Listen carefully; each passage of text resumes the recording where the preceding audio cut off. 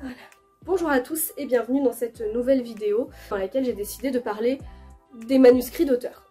Tout simplement parce que j'ai une sensibilité personnelle pour les manuscrits d'auteurs et un intérêt tout particulier. J'avais juste envie de parler de quelque chose qui me plaît et qui m'intéresse. Et puis aussi parce que les manuscrits d'auteurs sont voués à disparaître, pour la plupart, avec l'utilisation des outils informatiques qui permettent d'effacer au fur et à mesure les ratures, les tâtonnements, les hésitations aussi bien stylistiques que scénaristiques des écrivains. Et puis aussi parce que si le manuscrit est une espèce en voie d'extinction, faut aussi savoir que son histoire est très récente, contrairement à ce qu'on peut croire. Puisque même si on peut penser que le fait d'écrire à la main remonte aux origines de l'écriture, et bien en fait l'histoire du manuscrit n'est pas du tout ancestrale. D'abord parce que pour qu'il y ait manuscrit d'auteur, il faut qu'il y ait auteur.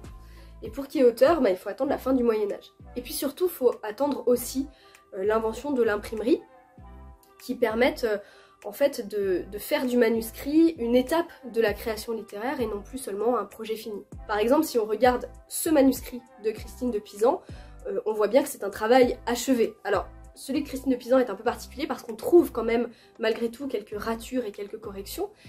Et puis ce qui est intéressant avec ce document, c'est qu'il n'a pas été rédigé par des copistes, comme c'était pourtant l'usage à l'époque, mais il est bien écrit de la main même de Christine de Pisan, ce qui est assez rare pour être souligné. Et pendant longtemps, c'est d'ailleurs tout à fait exceptionnel de conserver ces brouillons. Et d'ailleurs, le peu de manuscrits qu'on a gardés avant le siècle des Lumières, on les a gardés en raison de situations ou de circonstances extrêmement particulières. Par exemple, si on pense aux manuscrits de Pascal, ils sont parvenus jusqu'à nous tout simplement parce que c'est un projet inachevé, que Pascal, parce qu'il est mort à 39 ans, n'a pas eu le temps de finaliser et de faire imprimer. Mais on peut se douter que les brouillons auraient ensuite, enfin les manuscrits ou les brouillons auraient ensuite été tout simplement détruits et n'auraient pas été conservés.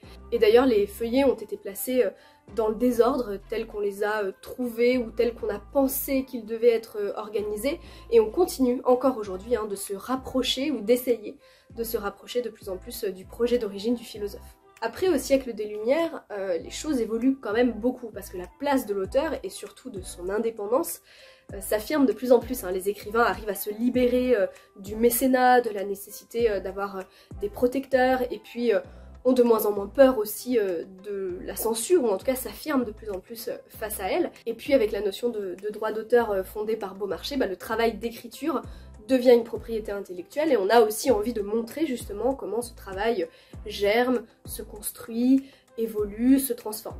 On a d'ailleurs conservé plusieurs versions du mariage de Figaro qui montrent comment l'écriture s'est transformée, a évolué au gré des censures, puisque pour rappel, il a fallu 6 ans à Beaumarchais pour obtenir l'autorisation de faire jouer sa pièce. Et donc le manuscrit représente, tout simplement, à partir du XVIIIe siècle, ce travail créatif, cette composition exigeante dont on a envie de garder tout simplement une trace ou un témoignage. Et certains auteurs ont même gardé leurs manuscrits très longtemps. C'est le cas par exemple de Montesquieu avec de l'Esprit des lois, dont les brouillons rendent en réalité compte de près de 10 années de travail. Puis c'est fascinant de voir que si certains auteurs retravaillent énormément leurs textes, d'autres semblent avoir une facilité déconcertante d'écriture, comme on le voit avec la quasi-totale absence de ratures parfois. Alors je sais que c'est le cas dans les partitions de Mozart, mais pour rester dans la littérature, on peut parler des Mémoires de Saint-Simon, qui sont quand même extraordinaires, parce que je vous mets un exemple ici, ça nous interpelle quand même par sa fluidité et par le peu de ratures qu'on trouve, surtout quand on sait que Saint-Simon a rédigé ses mémoires pendant près de 10 ans et qu'il ne s'est interrompu qu'une seule fois à la mort de sa femme, où il s'est arrêté, je crois, environ 6 mois, et où on voit justement cette peine et cette interruption par une ligne de larmes et de croix qui ont été dessinées. C'est la fameuse ligne de larmes et de croix qui fait référence au décès de sa femme en 1743. Alors après, attention, parce qu'il y a aussi certains manuscrits qui ont l'air d'être sans rature, mais en réalité c'est parce que ce n'est pas le premier état du texte. C'est par exemple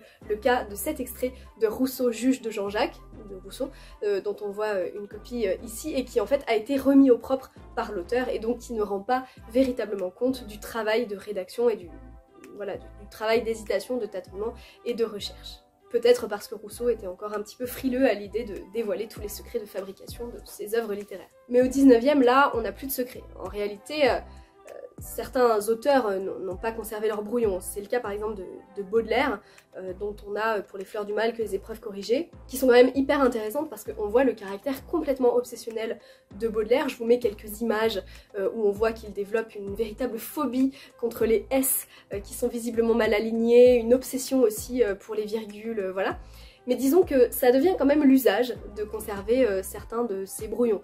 Victor Hugo notamment a légué l'ensemble de ses manuscrits à la BNF justement parce qu'il avait conscience que ça faisait partie du patrimoine littéraire, il était certain qu'il serait conservé. D'ailleurs ce qui est super intéressant avec Victor Hugo, c'est que quand on regarde ses manuscrits, il a pas toujours eu la même écriture. Alors par exemple dans Notre-Dame de Paris, on trouve cette écriture serrée, quasi illisible pour moi, je vais pas vous mentir, alors que dans les Contemplations, écrit plus de 30 ans plus tard, l'écriture est beaucoup plus aérée et beaucoup plus lisible. Alors oui, vous allez peut-être me dire qu'en 30 ans, on a le droit de changer de graphie et que ça soulage probablement les yeux. Mais Zola, par exemple, hein, dont on a aussi conservé les manuscrits pendant plus de 30 ans, a une graphie reconnaissable et qui n'a pas tellement évolué avec le temps. Et d'ailleurs, même la manière de travailler de Victor Hugo n'est pas la même entre les deux textes, puisque dans Notre-Dame de Paris, on le voit, il laisse une marge importante sur la gauche pour faire des ajouts ou faire des corrections, alors que le recueil des Contemplations s'est construit de manière beaucoup plus anarchique, avec des papiers différents et avec un morcellement de l'écriture en général. Victor Hugo n'est pas le seul à fonctionner comme ça. Tout à l'heure, j'ai dit qu'on n'avait pas conservé, enfin que Baudelaire ne conservait pas ses brouillons, mais en fait, on a quand même des brouillons de Mon cœur mis à nu, mais parce que c'est un travail inachevé encore une fois, sinon on peut imaginer que Baudelaire n'aurait pas conservé ses brouillons. Mais on voit aussi dans Mon cœur mis à nu que Baudelaire assemble des petites bandes de papier qui comportent parfois une seule phrase. Et à l'extrême opposé, on retrouve notre ami Zola qui a au contraire une méthode de travail extrêmement stricte puisqu'il rassemble d'abord toute la documentation qu'il peut, ça prend parfois des mois, et puis il schématise une ébauche de roman avant de faire un plan détaillé et des fiches de personnages. Et en fait tout ça c'est ce qui constitue ce qu'on appelle le dossier préparatoire, mais il faut bien se souvenir qu'à ce stade-là, Zola n'a pas écrit une seule ligne. Et après il écrit effectivement 4 heures par jour, une fois que tout est prêt. Il écrit généralement le matin et il corrige l'après-midi. Un autre bourreau de travail dans le même genre, c'est Flaubert. Alors lui, il écrit de 14h à 3h du matin, avec une pause entre 20h et 21h. Pour Flaubert, c'est même l'écriture pas du tout un plaisir, hein, c'est un véritable sacerdoce. Il dit qu'il ne prend aucun plaisir à écrire, ou qu'en tout cas il se fait énormément violence pour ne pas tomber dans le lyrisme qui lui est naturel. Et lui, il commence par un plan général, puis il travaille la forme, et après il passe, on le sait, c'est très célèbre, hein, son texte à l'épreuve du gueuloir, c'est-à-dire qu'il hurle son texte dans une pièce dont il apprécie l'acoustique. Alors il hurle vraiment, hein. Il dit que parfois il se fait mal à la poitrine à force d'hurler, donc c'est pas une simple lecture à voix haute. Il met d'ailleurs beaucoup de temps à être satisfait de ce qu'il écrit, mais probablement pas autant que Proust, qui utilise le système très célèbre des paperoles pour coller des ajouts, insérer des épisodes, et qui semble en fait fonctionner quasiment uniquement par amplification. L'éditeur de Spinoza, lui, il avait trouvé une technique plus efficace pour ne pas s'arracher les cheveux à la lecture, c'est qu'il envoyait les épreuves en laissant toujours la page de gauche blanche pour que Spinoza puisse faire justement ses ajouts et ses corrections de manière à peu près lisible et qu'il n'écrive pas dans les petites marges comme le faisait Proust. Et puis peu à peu, forcément, avec la machine à écrire et puis avec l'informatique, le statut du manuscrit change, mais il reste quand même un témoignage émouvant de l'intimité des écrivains. On peut notamment penser aux dessins qu'on trouve sur les manuscrits de Notre-Dame de Paris, qui sont pour certains des dessins d'enfants. Il y a aussi les petites habitudes ou les petites manies de chaque auteur qui forcément nous font quelque chose en tant que lecteur. On peut penser à Colette qui n'écrit que sur du papier bleu pour se reposer les yeux, ou André Gide qui distingue les différentes étapes de son travail avec justement des papiers de couleurs différentes. Il y a d'abord le bleu, puis le rose, puis le blanc quand c'est quasiment le stade final de l'écriture. Et pour rester dans les couleurs, on a aussi l'encre violette de Sartre, les ornements de poèmes de René Char par les grands peintres de son époque, comme une sorte de travail d'enluminure mais version 20e siècle. Il y a ceux qui écrivent bien, comme Georges Perec, il y a ceux qui écrivent très mal, comme Albert Camus, il y a ceux qui écrivent sur des pages blanches avec une écriture parfaitement droite, ça c'est le cas de Rimbaud, ou alors une écriture complètement penchée, ça c'est pour André Gide. Il y a ceux qui préfèrent les feuilles à carreaux, comme Simone de Beauvoir. Il y a ceux qui ont des feuilles à carreaux mais n'écrivent pas du tout sur les carreaux, comme Paul Valéry. Il y a ceux qui dessinent, comme Ionesco. Il y a ceux qui aèrent bien leur travail, comme Germaine de Staël. Il y a ceux qui écrivent sur des sacs en papier, comme Genet en prison, sur des papiers à lettres d'hôtel, comme Saint-Exupéry. En tout cas, ce qui est intéressant et ce que je voulais faire dans cette petite vidéo courte, mais juste pour mon plaisir personnel, c'est que l'histoire du manuscrit, en fait, elle est fugace. mais qu'elle est très riche d'enseignements. J'ai encore beaucoup de choses à dire, mais je voulais simplement faire un petit tour d'horizon comme ça, sans trop entrer dans les détails, parce qu'après on vire vite dans le côté trop technique. J'espère que ça vous a plu, que ça vous a donné envie d'en savoir plus, d'aller voir des manuscrits. D'ailleurs, pour beaucoup d'entre eux, ils sont aujourd'hui numérisés et en accès libre sur internet, donc voilà, j'espère que cette vidéo vous a enthousiasmé, donné de nouvelles idées de recherche à faire.